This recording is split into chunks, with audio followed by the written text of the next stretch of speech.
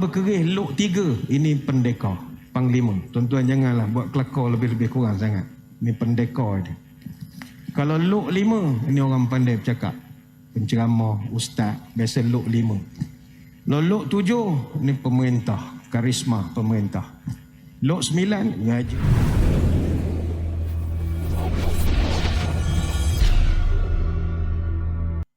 Assalamualaikum warahmatullahi wabarakatuh. Bismillahirrahmanirrahim. Alhamdulillahi hamdan katsiran tayyiban mubarakan fihi kama yanbaghi li jalali wajhika wa li 'azimi sultanik. Allahumma salli ala sayyidina Muhammadin abdika wa rasulika an-nabiyil ummi wa ala alihi wa sahbihi wa sallim. Nawaitu ta'alluma wa ta'lim wa tadhakkura wa tadhkir wa naf'a wal intifa' wal ifadah wal istifadah wal hatha ala tamassuki bi kitabillah wa sunnati rasulih wa du'a ila al-huda wa dalalah ala al-khair ibtigha'a wajhillah wa mardatihi wa qurbihi wa thawabihi. Allahumma raddina bi qada'ika wa sabirna ala bala'ika wa auzi'na syukra ni'ma'ika. Ya Allah, jadikan kami redha menerima segala takdirmu, jadikan kami sabar dalam menerima segala ujian darimu, dan bimbinglah kami untuk mensyukuri semua nikmatmu. Yang saya hormati sahabat saya Al-Fadhil Ustaz Muhammad Ali bin Muhammad Yunus selaku pengurus Masjid Raja Haji Fi Sabilillah Cyberjaya, yang dimuliakan Tengku Wang Kaya Mahabijaya Sepang, Datuk Dr. Jamaluddin bin Tengku Mahmud Shah Al-Haj, Ibni Almarhum Sultan Alauddin Sulaiman Shah. Seterusnya yang saya hormati para pegawai ahli-ahli jawatankuasa masjid yang diraihkan sidang Jumaat, tidak dilupakan para pekeris. Seterusnya para pelayar yang menonton siaran pada tengah hari ini, tak kira di mana berada. Yang menonton dari utara, moga sejahtera. Yang dari timur, moga makmur. Yang dari barat, moga dapat berkat. Yang dari selatan, moga dapat keampunan. Alhamdulillah, sempurna program pameran dan jualan keris dan tanjak yang dianjurkan bersama oleh Masjid Raja Haji Fi Sabilillah Cyberjaya dengan rakan-rakan dari Pertubuhan Keris Semenanjung dan juga Sentuhan Prestige. Tengah hari ini saya diminta menyampaikan satu tajuk yang saya tak pernah sampaikan dalam masjid, iaitu asal-usul senjata pahlawan Melayu. Mungkin ada pula jemaah yang jadi heran apa hal jaga Jumaat cerita pasal senjata ni, sempena dengan pameran dan jualan keris. Sidang hadirin sekalian, pertama kita bersyukur hari ini tengah hari Jumaat kita dapat semayang awal. Tahniah diucapkan kepada muslimin sekalian. Sebab semayang datang semayang Jumaat awal ini fadilatnya besar. Kata Abu Hurairah radhiyallahu anhu, Nabi pernah menyebut, "Idza kana yaumul jumu'ati kana ala kulli babin min abwabil masjid malaikah yaktubuna al-awwalu fal-awwal." Setiap hari Jumaat, pada tiap-tiap pintu masjid ini akan ada malaikat yang ditugaskan oleh Allah untuk mencatatkan jemaah yang datang semayang Jumaat al-awwalu fal-awwal, seorang demi seorang. Tuan-tuan jangan ingat datang masjid, tuan-tuan hanya dicatatkan kedatangan oleh Mai Sejahtera saja. Dah. Ada lagi malaikat-malaikat yang duduk di semua pintu. Apa kerja malaikat ini? Kata Nabi, dia mencatatkan nama manusia atau jemaah yang datang seorang demi seorang. فَإِذَا جَلَسَ الْإِمَامِ طَوَوْا صُحُفًا وَجَاءُوا وَيَسْتَمِعُونَ الذِّكْرَ. Nanti bila mimbar, khatib naik saja mimbar, maka malaikat itu akan tutup buku kedatangan dan mereka akan datang duduk di hadapan mendengar khutbah. Hadis riwayat Bukhari, Nasa'i dan Ibnu Majah. Sebab itu pelajarannya adalah siapa yang datang ketika khatib dah pun naik mimbar, dia punya punch card merah. Diterima datang kerja tetapi rekodnya lambat.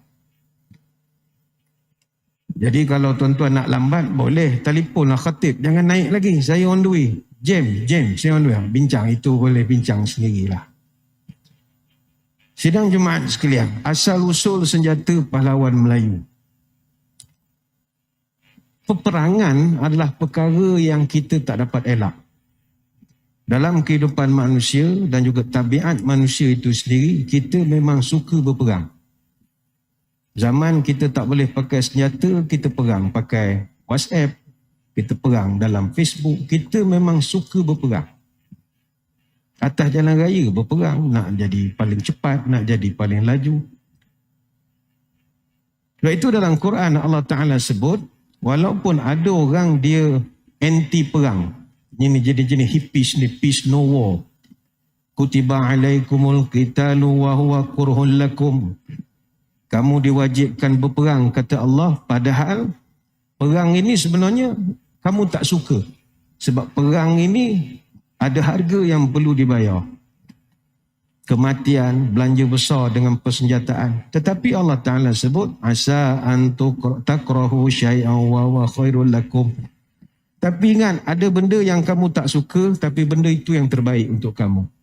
Dan ada juga benda-benda yang kamu terlampau suka, tapi ianya tidak baik kepada kamu.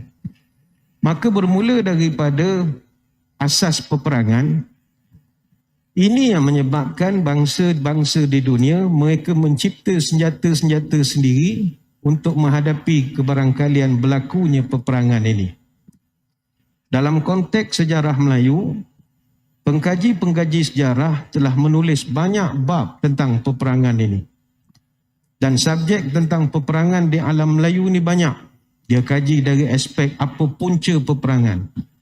Mereka kaji siapa individu ataupun organisasi ketenteraan yang terlibat dalam peperangan.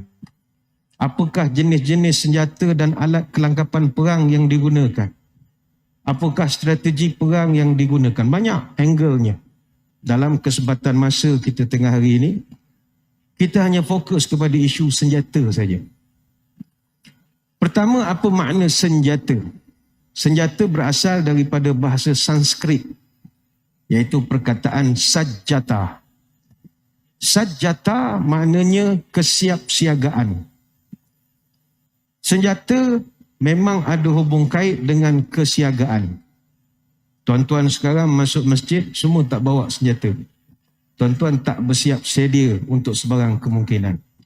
Orang yang sentiasa ada senjata, dia sentiasa berfikir kemungkinan yang berlaku.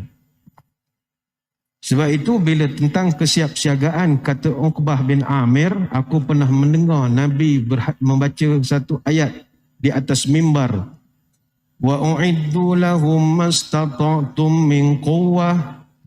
Dan bersiap sedialah kamu menghadapi musuh dengan segala kekuatan yang kamu boleh sediakan.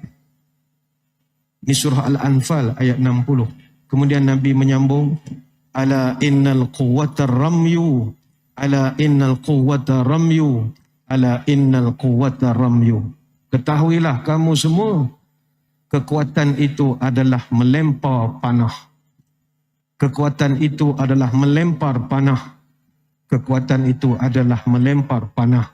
Hadis riwayat Imam Muslim. Sebab itu dalam peperangan, subjek senjata Melayu ini begitu menarik untuk kita bahaskan.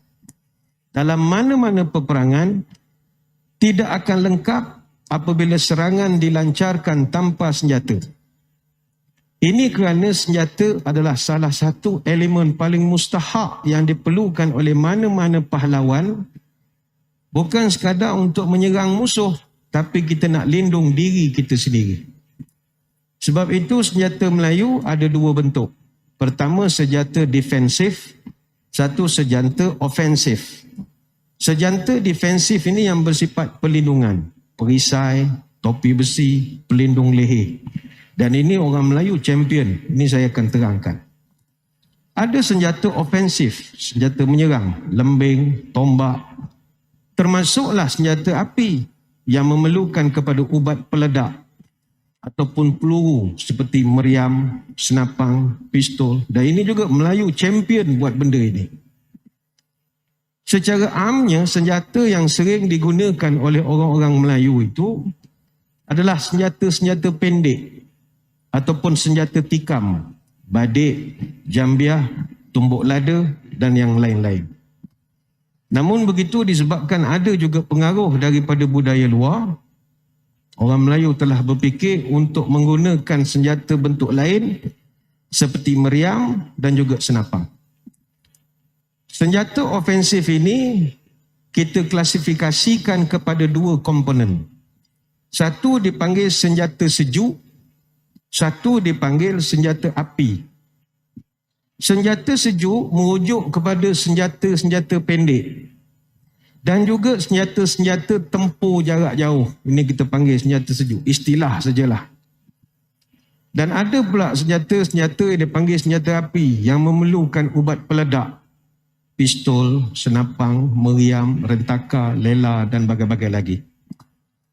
Apa contoh senjata pendek ataupun senjata tikam? Pertama sekali, sudah pasti tidak bukan kerih. Kerih ini adalah senjata kebangsaan Melayu dan dipercayai telah digunakan secara meluas lebih daripada 600 tahun dulu di seluruh kepulauan Melayu. Dan kita akui bahawa ianya berasal dari Majapahit. Itu kita akui. Berasal daripada Jawa. Kerana terdapat satu ukiran keris yang telah dihasilkan kira-kira 800 Masihi yang lalu di Candi Borobudur. Dan teori ini banyak telah dibahaskan. Tak kisahlah siapa pun yang mencipta kerih itu. Yang penting kerih adalah sebahagian daripada senjata kebangsaan kita.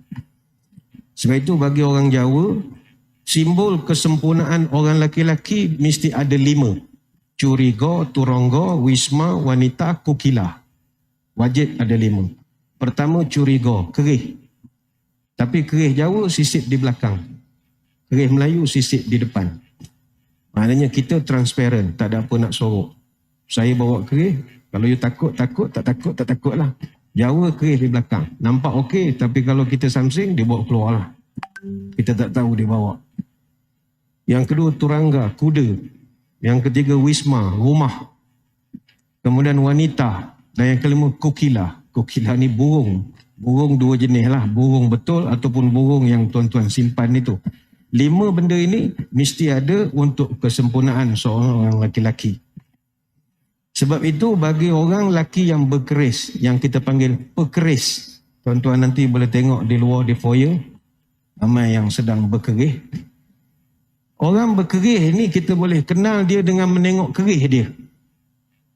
Dia buka saja kerih, kita tahu dia siapa. Itu sampai kepada peringkat identiti. Kalau orang berkerih lok 3, ini pendekar, panglima. Tuan-tuan janganlah buat kelakar lebih-lebih kurang sangat. Ini pendekar dia. Kalau lok 5, ini orang pandai bercakap. Ceramah, ustaz, biasa lok 5. Kalau lok 7, ini pemerintah, karisma pemerintah. Lok 9, raja. Kalau lok 11, ini orang meniaga, cita-cita tinggi, buat bisnes. Kalau lok 13, itu berani mati. Itu anytime, jenis pancung tak bertanya punya orang. Ajak tumbuk pergi, dah pukul baru tanya, apa yang kau suruh aku pukul? Sampai begitu. Ini lok 13. Sebab itu kalau kita tengok falsafah kerih di seluruh dunia, antara falsafah kerih Melayu dengan falsafah kerih Jawa sama. Contohnya ketika kita nak menyisipkan kerih di pinggang, sama saja falsafah. Kalau hulu keris dihadapkan ke arah badan, sama ada di bahagian depan ataupun belakang, maknanya orang itu datang dengan aman, peace. Dia datang ke masjid, kerihnya dihalakan ke badan dia. Itu saya datang dengan aman. Tapi kalau dia datang, kerih kepalanya itu menghala ke kita, itu nak ajak bertumbuk. Dia datang, kita tahu dia nak ajak gaduh. Sebab itu dalam Talibun, ni puisi lama lah, ada 4, 16, 20 baris. Ia ada sajak. Dia menggariskan tata cara pemakaian keris. Kata orang tua, kalau memakai keris tersisip sebelah kiri, keris beradat berlembaga. Kalau memakai keris terlentang, itu tanda mencari lawan. Bagai ayam kokok berdentang, masuk hulu balang, masuklah gelanggang. Elok dipakai di tengah hutan. atau belayar di tengah laut untuk menjaga diri sendiri. Kalau keris sampir tertungkup, keris tidak mencari lawan. Keris tidak mencari musuh. Yang dipakai dalam jamuan, yang dipakai pergi bertandang. Berbelit punca wali, berselubung sampai ke hulu. Tanda beradat berketurunan, patut disebut keris terap dan bagai-bagai lagi.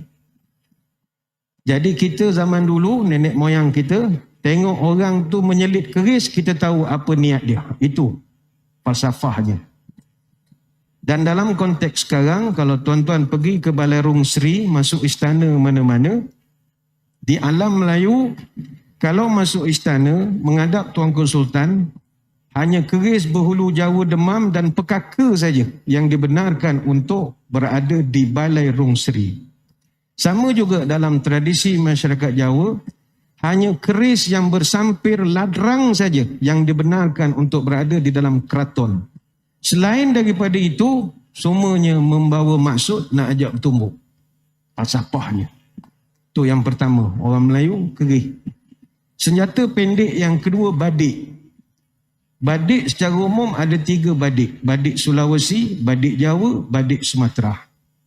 Dan penggunaan badik ini sangat berkembang khusus selepas Inggeris menjajah tanah Melayu. Sebab Inggeris dia kerana dia takut dengan keris, dia keluarkan arahan supaya orang Melayu tak dibenarkan bawa keris ke mana-mana. Dan undang-undang tu sampai sekarang. Disebabkan tak boleh bawa keris, kita kreatif buat badik kecil sikit. Yang ketiga, jambiah. Jambiah ni senjata pendek berasal daripada Timur Tengah. Biasanya dia ni istimewa sebab mata dia bengkok. Lebih kurang badik juga tapi besar. Yang keempat, lawi ayam. Senjata pendek. Sejenis pisau yang melengkung juga macam kerambit. Dia punya mata pun hampir bengkok. Tapi dia punya bengkok tu tajam di hujungnya. Itu dipanggil lawi ayam. Yang kelima, tumbuk lada. Juga sejenis senjata tajam, sama seperti badik ataupun pisau. Dan ia berasal daripada Sumatera. Dan kalau pembesar di Negeri Sembilan, ini sebahagian daripada alat istiadat mereka. Tumbuk lada. Ada pula senjata orang Melayu ni yang dipanggil senjata defensif. Selain memiliki senjata ofensif untuk pertempuran, senjata jenis defensif juga sangat diperlukan. Sebab itu senjata ini adalah untuk nak mempertahankan kita daripada serangan. Tak guna kita kalau pakai keris, tapi tak ada defensif untuk diri sendiri. Pakaian, main bola pun ada guard, pakai kaki, alas macam-macam. Ini pula nak berperang. Maka senjata defensif ada 2. Pertama, body armor. Body armor ni dipanggil baju zirah. Baju zirah, dia satu bentuk pakaian seragam yang memberi perlindungan terhadap senjata ketika pertempuran. Dan sejarah baju zirah ataupun body armor ni begitu lama lagi. Yang kedua adalah perisai. Saya nak kongsikan pada tengah hari ini. Antara senjata dengan perisai, mana yang dicipta dulu? Kita orang Melayu ni, dulu Mat Saleh selalu panggil orang Melayu ni pemalah. Melayu malah. Dia kata bangsa lain semua rajin. Tapi percayalah, malasnya Melayu ni ada sisi positif. Positifnya adalah dia jadi bangsa yang kreatif. Ada satu kajian yang pernah dibuat oleh penyelidik-penyelidik di Oxford baru-baru ni tentang perangai orang Melayu.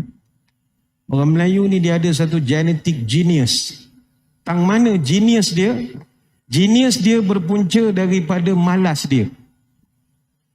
Orang tua-tua kita dulu malas. Bukan malas bekerja negatif, tidak. Nak pergi berperang, malas betul nak bawa senjata besar-besar. Long sword macam Saxon, kita tengok cerita-cerita barbarian, perang Arab, baju besi. Kita yang menengok filem itu pun, macam mana dia bernafas? Itulah nenek moyang kita dulu pun malas juga. Malas aku nak pakai topi besi berbulu-bulu begitu. bawa tukul, bawa pedang macam Viking, kapak Viking. Oh, dia kata letih. Bawa barang tu letih dah. Macam mana nak perang? Orang akan tuduh, kau ni pemalas betul. Bawa parang pemalas. Bukan malas. Buat apa cari penyakit? Maka disebabkan malas kita itu, kita cipta senjata yang pendek-pendek. Tapi boleh juga membunuh. Kalau boleh bawa kerih, nak buat apa bawa parang, pedang panjang-panjang? Ini berpunca daripada malas itu tadi. Cuma apa beza kerih Melayu dengan kerih Jawa? Sejarah keris kita akui boleh didapati sejak daripada kurun ke-8 zaman Medang Mataram lagi. Semasa zaman dulu nenek moyang kita beragama hybrid Hindu-Buddha. Pada timeline atau garis masa yang sama di Semenanjung, pedang pendek, contohnya pedang Greek itu dah ditemui di Candi Lembah Bujang. Kedua-dua senjata ini digunakan pada garis masa yang sama tetapi tempat yang berlainan. Namun kenapakah keris berjaya outlasted pedang? Kenapa pedang tidak sepopular keris? Pedang yang di Lembah Bujang, pedang pendek itu, walaupun dia tersebar tapi tidak sepopular kerih. Apa sebab? Kenapa kerih jadi pilihan berbanding senjata-senjata yang lain? Teringat saya kata-kata Ibnu Sina. Setiap racun ada penawar. Kalau senjata adalah racun, apakah penawar kepada racun itu? Nah, di sini keistimewaan kerih Melayu. Dia pembunuh dan dia juga merawat. Sebab itulah penawar kepada bisanya kerih adalah perisai yang dicipta oleh orang Melayu. Perisai itu begitu ampuh sekali. Apa contoh perisai paling basic orang Melayu? Kain selempang. Tuan-tuan kalau tengok cerita Bujang Lapuk, dia pakai selempang. Macam kita sekolah rendah, sekolah agama, samping tu kita buat selempang. Berselempang di bahu, jika dalam keadaan santai atau diikat di pinggang, dia akan panggil kain samping. Tapi sedarkah kita inilah perisai yang paling ampuh sekali ketika berlawan dengan mana-mana senjata. Pertama, sebagai perisai untuk menangkap senjata panjang dan ketika berhadapan dalam pertempuran jarak jauh. Yang kedua, kain samping yang kita ikat di perut kita ini berfungsi sebagai pelindung pembuluh darah utama yang berada pada kedua-dua peha hadapan dan juga kemaluan. Baik itu orang Melayu kalau ikat kain pelekat, nak buka bukan senang. Tuan-tuan buka kain pelekat senang? Tak, dia punya jerut, tak tahulah, special. Kain selempang itu juga boleh diubah menjadi pelindung kepala semasa meranduk paya bakau daripada gangguan ular ataupun binatang buas. Ada juga menggunakan kain selempang itu untuk menggalas barang-barang. Sama macam penyamun Alibaba Bujang Lapuk, masuklah kain je, bawa pikul kulu kili. Dan yang paling basic, orang tua-tua kita dulu gunakan kain selempang untuk alas sembahyang. Baru satu kegunaan kain selempang sudah ada manfaat yang banyak. Belum kira jenis-jenis pakaian lain, siri-siri fabrik yang ditenun secara teliti, itu jauh lebih banyak manfaatnya. Dan inilah penawar bagi senjata yang orang Melayu dulu cipta. Kecil, murah, mobiliti yang tinggi, ringan, menyerap peluh, dan yang paling penting, stylo. Gaya itu yang mustahak. Kita lihat kepada garis masa sejarah kerajaan-kerajaan yang pernah wujud. Semasa tanah Melayu di zaman hybrid Hindu-Buddha Sriwijaya, zaman nenek moyang kita tak berbaju, penakluk datang silih berganti. Kedua-dua pihak menggunakan senjata yang sama, pakaian yang sama. Ini kita boleh lihat ukiran di candi-candi. Nenek moyang kita pernah diserang Jawa, India, Siam, sampailah munculnya tamadun Melayu itu sendiri. Dalam sejarah Melayu dicatatkan, Sultan Melaka telah menitahkan Hang Nadim untuk mengumpulkan 500 orang penenun kain daripada India, disuruhnya menenun mengikut, ni bahasa dipanggil tenunan Melaka. Sejarah Melayu tidak mencatatkan tuanku menitahkan orang perempuan pergi mengajar. Tidak. Dia tak suruh Tun Teja atau tidak hantar Tun Fatimah yang lemah lembut gemalai untuk nak mengajar penenun-penenun kain di India. Tapi yang dihantar panglima yang pancung tak bertanya, panglima yang kasar, bertimba 30 cangkir darah, inilah Hang Nadim untuk mengajar penenun di India. Kenapa pendekar pergi ajar orang India menjahit? Dalam kitab Sulalatus Salatin disebutkan, kitab sejarah Melayu, Hang Nadim mengajar mereka satu persatu di rumah mereka, lalu mereka berjaya menenun mengikut kehendak Hang Nadim. Maknanya, setiap jenis tenunan custom made diajar oleh Hang Nadim. Jadi orang tak tahu rahsia ini selain daripada dia. Apa yang ditenun oleh Hang Nadim? Yang ditenun oleh Hang Nadim adalah penawar bagi racun yang dianggap ampuh di Nusantara, iaitu pakaian perisai. Yang ini jarang diangkat ke permukaan.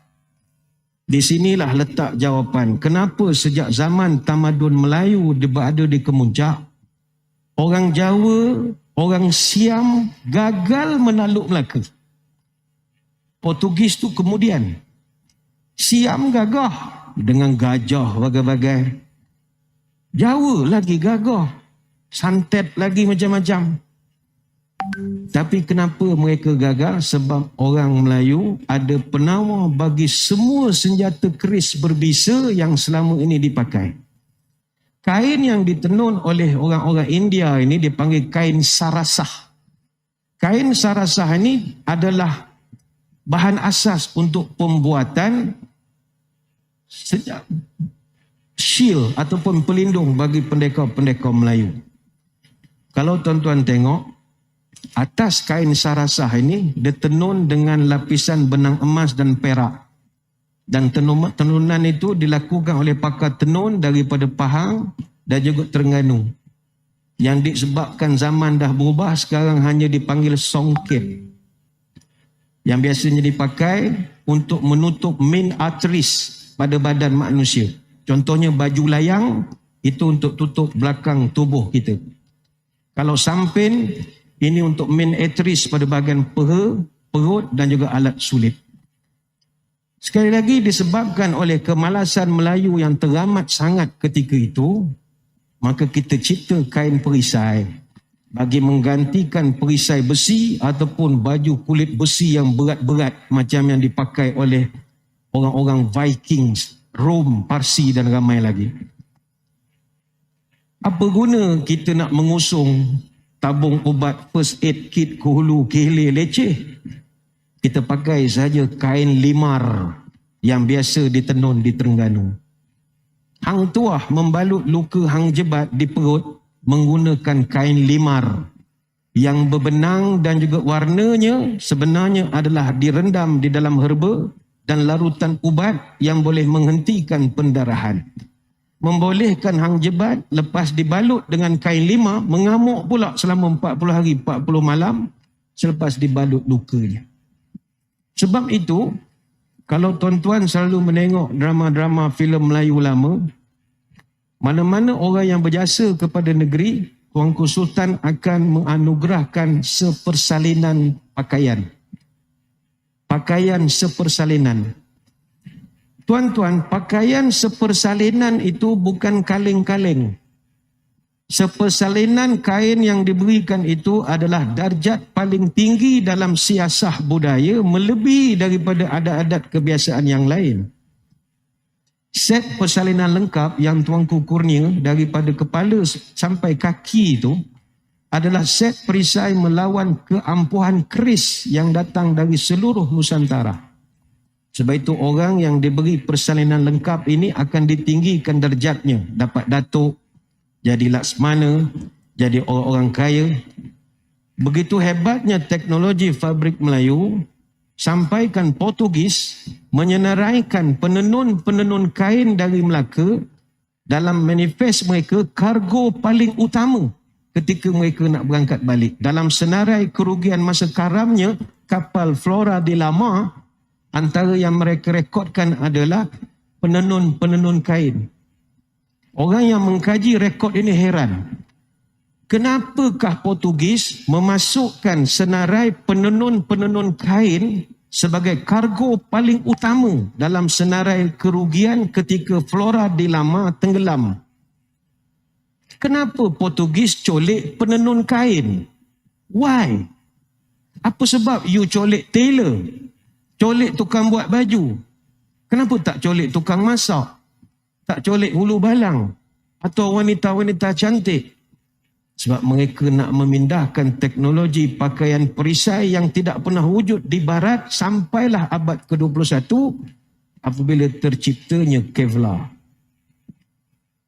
Baiklah tuan-tuan, kita selalu membicarakan kehebatan keris dan senjata yang dikongsi oleh tamadun Nusantara lain. Orang Batak ada keris, Jawa ada keris. Maka apa hebatnya keris Melayu? Keris Melayu hebat bukan pada kerisnya, tapi pada perisainya. Ditikam oleh orang disebabkan struktur pabrik itu dilapisi dengan emas dan perak seperti pada songket yang kita lihat sekarang, menyebabkan ia sukar ditembusi. Orang putih, dia rajin, dia buat baju besi. Kita malas sikit, kain tu kita buat emas. Itu cerdiknya nenek moyang kita. Itu senjata pendek. Orang tua-tua kita dulu juga membuat senjata-senjata panjang. Apa contoh senjata panjang? Golok. Golok ni sejenis parang yang ada mata yang agak panjang daripada biasa. Kata pakar-pakar membuat golok, golok ni nama untuk parang yang ada sarung. Kalau parang tak bersarung, itu baru panggil parang. Jadi kalau parang tuan-tuan dalam bonet kereta tak ada sarung, itu panggil parang. Tapi kalau ada sarung, dia panggil golok. Dan golok ini banyak jenis. Diklasifikasikan ikut tempat. Golok Perak, golok Jawi Pekan, golok Bugis dan sebagainya lagi. Kemudian senjata panjang orang Melayu Hulu Balang dulu juga adalah parang. Parang ni pun ada banyak jenis lah. Parang Belitung, parang Cengcong, parang Landing, parang Puting dan macam-macam lagi. Dan nama-nama parang ini ada disebutkan dalam kesusastraan Melayu sebagai contoh buku Tuhfatun Nafis dan banyak lagi. Kemudian apa lagi senjata panjang orang-orang Melayu? Lembing dan juga tombak. Sejak zaman prasejarah lagi, lembing dan tombak ini adalah alat untuk dibuatkan memburu pertarungan dan bagai lagi. Yang keempat, senjata orang tua-tua kita dulu, kelewang. Kelewang ni sejenis senjata parang panjang yang bilahnya melengkung dan ada kalanya muncungnya dibengkokkan ke bawah sebagai paruh burung. Kelewang ini sama juga sejarahnya, berasal daripada Indonesia. Dan antara kawasan yang sering menggunakan kelewang ialah orang di Sumatera Barat, Aceh dan juga Bali. Kalau di semenanjung kita ni, kelewang amat popular di negeri sebelah utara. Perlis, Kedah dan juga Kelantan. Dan kelewang ni juga dikenali dengan pelbagai nama. Kalau di Sarawak dipanggil parang panjang. Di Kelantan dipanggil golok jambu ataupun kelewang Kelantan. Kalau orang Eropah, mereka juga kenal dengan kelewang dengan nama bastard sword, mereka panggil. Fungsi kelewang ini, dia tidak macam parang. Parang boleh menebas. Tapi kelewang ni biasa untuk ranting, dahan anak kayu, akar berjuntai dia boleh lah. Tapi walaupun dia tidak sehebat parang, kalau tusuk ke dalam perut, tuan-tuan pusing, keluar perut habis. Itu terornya dia orang buat senjata-senjata begitu. Ada pula senjata tempur jarak jauh. Pertama, anak panah dan juga busur ataupun busar. Yang kedua, sumpit. Yang ketiga, baling-baling. Ini mungkin tuan-tuan tak pernah dengar. Baling-baling ini sejenis senjata besi yang diikat berantai dan di hujungnya ada mata besi yang runcing dan juga tajam. Dan dikatakan ia berasal daripada China. Senjata ini akan dipusing dengan kuat. Pusing. Lepas tu kita baling. Dan memerlukan orang yang berbadan tegap, badan besar untuk dibaling dengan jauh. Kalau betul cara balingnya boleh mencatatkan rekod dunia, tapi syarat sila duduk dalam bilik menunggu ikut masa yang ditetapkan. Itulah boleh diiktiraf. Senjata yang seterusnya adalah senjata api. Nah, ramai di kalangan anak cucu yang main game PUBG dan bagai-bagai, mereka sangka nenek moyang mereka dulu pakai keris saja. Kita nak terangkan pada tengah hari ni yang adik-adik main game tembak-tembak tu mana datang semangat main game? Sebab nenek moyang awak dulu juga adalah orang main game. Tapi bukan main game serupa kamu. Perang betul. Senjata api orang Melayu nombor 1 senapang. Ya ke Ustaz, Melayu pakai senapang? Banyak sangat tengok drama, dia jadi tak tahu. Ada pelbagai jenis senapang yang digunakan di alam Melayu. Senapang batu, senapang kembar, senapang pediul, senapang kepuk, senapang kulai, trakol, pamuras, istinggar dan macam-macam lagi. Kalau trakol ini pistol. Banyak digunakan di Patani dan orang-orang Melaka. Dalam perang Naning, trakol ini terkenal dalam perang Naning. Sekitar tahun 1530, trakol telah menjadi begitu maju dan penggunaannya menggunakan teknologi flintlock, kancing batu api, dan sejak itulah orang putih ambil jadikan pistol di negara barat. Asalnya nama trakol. Begitu juga istinggar, orang putih panggil matchlock. Sejenis senapang yang ada kancing, ada locks yang merupakan moyang kepada senapang patah hari ini. Dan istinggar ini kerap disebut dalam hikayat lama, Sulalatus Salatin. Begitu juga dalam hikayat Megat Trawis. Hingga kan dalam hikayat Megat Trawis dikatakan, Megat Trawis berjaya membunuh seorang hulu balang yang kebal, nama Tun Saban. Tun Saban ni kebal, hebat. Dan Tun Saban ni dia tidak lut kepada segala jenis senjata, kecuali istinggar yang dibuat peluru khas untuk membunuh dia. Jadi istinggar yang digunakan untuk membunuh Tun Saban ini dikatakan adalah hadiah daripada ulama Hadramaut kepada Raja Pagaruyung zaman dulu. Dan ketika Portugis menyerang Melaka, Portugis telah mengumpulkan begitu banyak istinggar di dalam kota Melaka. Maknanya sudah menggunakan senapang ketika itu. Dan istinggar juga digunakan oleh penduduk-penduduk di Perak ketika menyerang Belanda yang membina loji-loji di Sungai Perak pakai senapang. Begitu juga pamuras. Pamuras ni kalau orang putih panggil blunderbusses. Senapang yang ukurannya lebih pendek daripada matchlock. Dia menggunakan peluru timah hitam ataupun lead. Dalam perang Naning, catatan daripada askar Inggeris menyatakan orang Melayu sangat pandai menggunakan pamuras sehingga kan Inggeris terpaksa hantar beberapa kali pasukan tentera ketika berlawan dengan Dul Said, dan perang Naning itu sendiri berlaku dalam beberapa siri.